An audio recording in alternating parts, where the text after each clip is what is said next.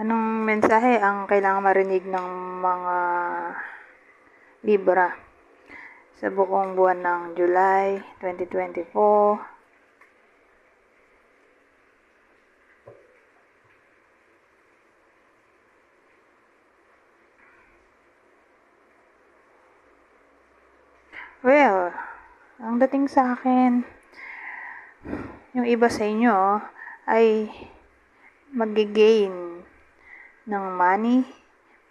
Kumbaga, may chance silang makapag-save. Kasi magbubunga yung kanilang pinaghirapan dito. Kaya, magkakapera. Ngayon, yung pera, isi-save ng iba sa inyo sa bangko o kung saan man yan. Sa cabinet. Kumbaga, yung pera na ma-earn nila, o ewan ko, for some reason, magkakapera nga yung iba sa inyo. Pero more like, pinagtrabahuhan to kasi ang 9 of Pentacles nanggaling sa 8.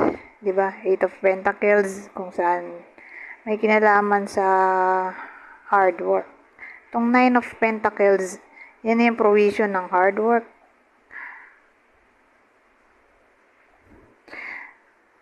So, bukod sa pwedeng mag-save, kung saan man nila gusto i-save yung money, magiging barat sila. Kasi priority ang savings o security. Mabayaran yung mga dapat bayaran bago luho. So, ganun ang dating.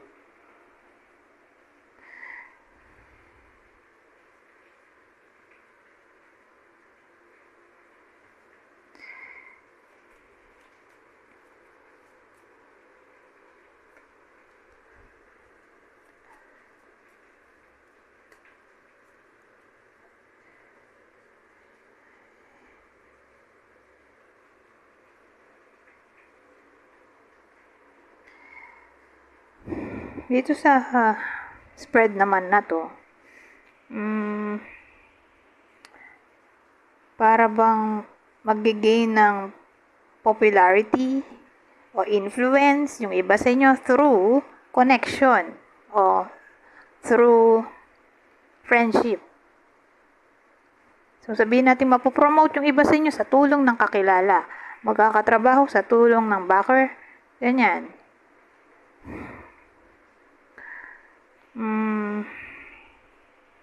Ano pa bang mabuo dito?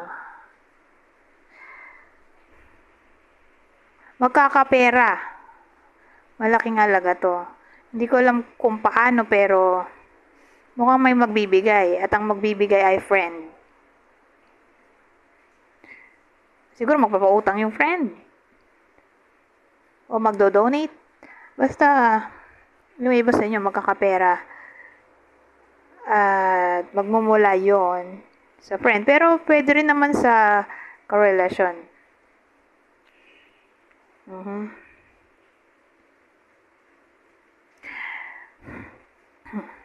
Ngayon, ibang scenario. Yung loyalty natin dito, loyalty sa boss o yung nanay, yung loyal sa kanyang asawa. So, case-to-case basis.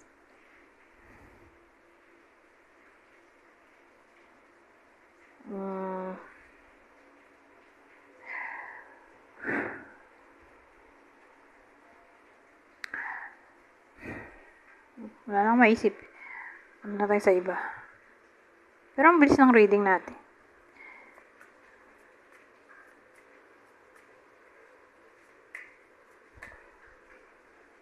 O, 7 of Swords.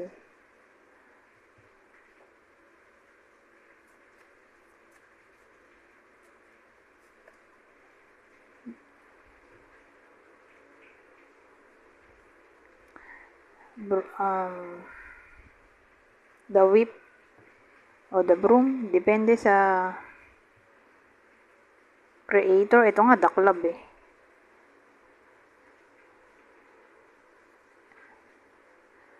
Well, ang dating, nakita nyo naman, conflict. Ito, Seven of Swords, we all know na deception code yan, di ba? Pwede rin siyang may kinalaman sa stealing.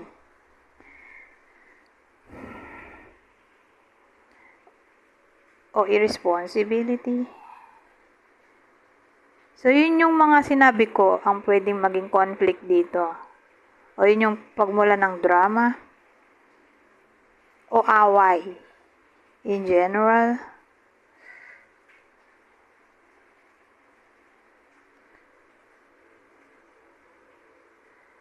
Papasok din dito yung cheating kasi isa rin sa form ng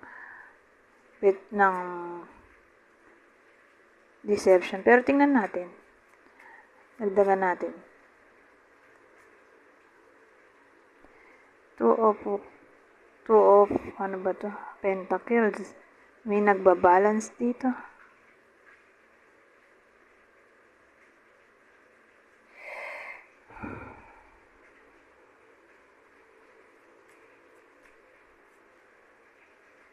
The Sun.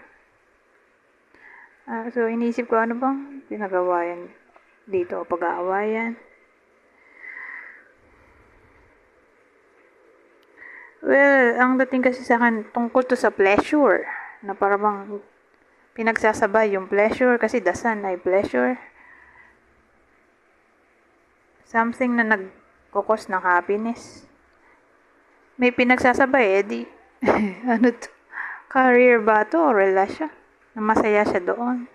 Kaya lang. May ano nga tayo dito, Seven of Swords, the club.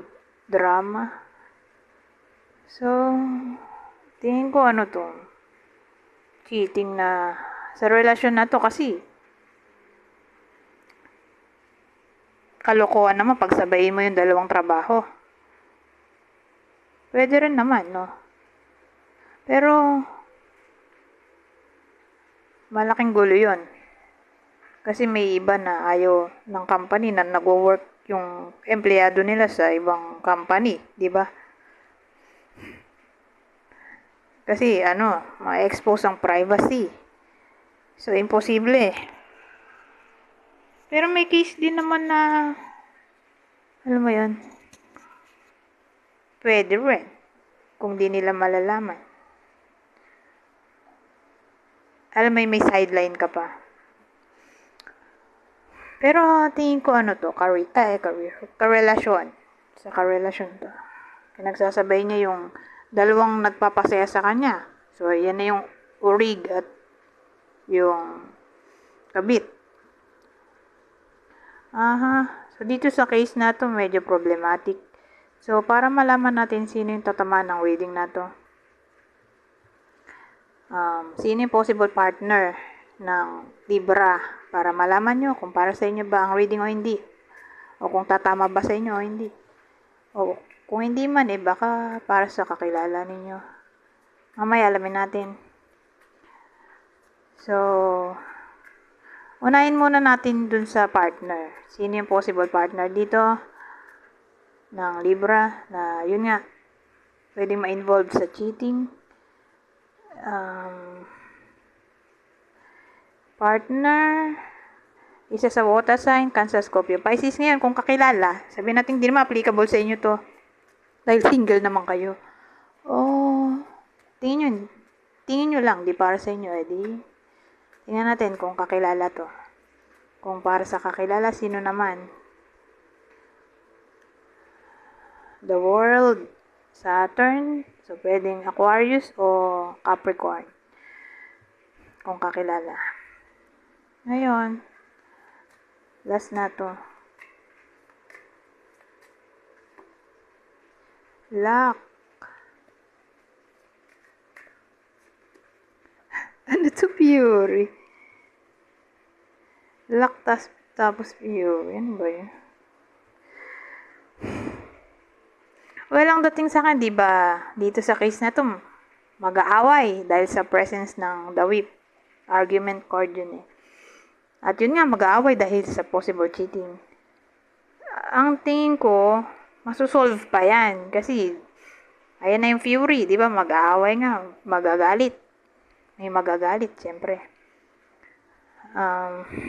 Mas lulusutan nung nagloloko yung problema niya, tingin ko. So, sa madaling salita, may chance pa magkabati. Kasi magiging lucky dito yung nagloloko. Na para bang mapapatawad pa rin siya sa kabila ng lahat ng panloloko niya noong kanyang partner. Kasi may luck dito. O pwede rin namang kahit na ganun na na-involve sa cheating yung partner. Siyempre, mukhang malabo na maayos yan. Pero dahil may luck tayo dito, may magic na maaaring mangyari. So, sa madaling salita, posible pa rin talaga na magkaayos. Pero tingin ko mag-aaway muna sila. Magwawarlahan sila. Pero after nun, maayos din. Dahil sa presence ng luck dito. Anyways, hanggang dito na lang. Goodbye for now.